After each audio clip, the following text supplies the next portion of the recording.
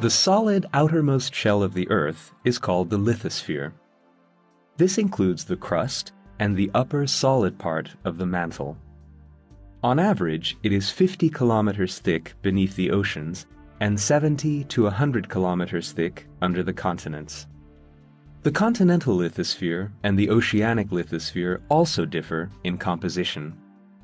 The continental crust floats on the asthenosphere, the viscous upper part of the mantle that lies beneath the lithosphere.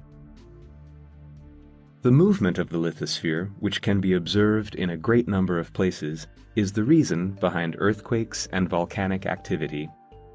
These movements do not take place randomly, but along longitudinal belts.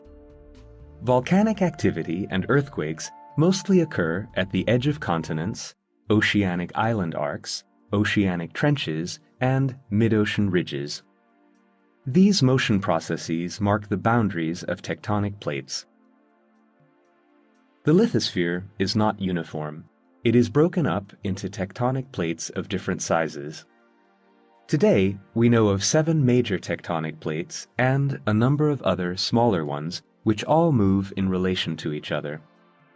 The 7 major tectonic plates are the African plate, the Eurasian plate, the North American plate, the South American plate, the Pacific plate, the Indo-Australian plate, and the Antarctic plate. The theory that describes the motion of the lithosphere is called plate tectonics. There are 3 types of tectonic movement: convergence, divergence, and subduction. Mid-ocean ridges represent an example of divergent plate boundaries. As magma, that is molten rock, rises from the asthenosphere and penetrates the oceanic lithosphere, it reaches the surface, where it cools down and solidifies, forming new lithosphere at the edge of the crack. That is how mid-ocean ridges are formed. As it expands, the mass of molten rock pulls the seafloor apart, causing the tectonic plates on either side of the ridge to move away from each other. Thus, the ocean basin grows wider, a process called seafloor spreading.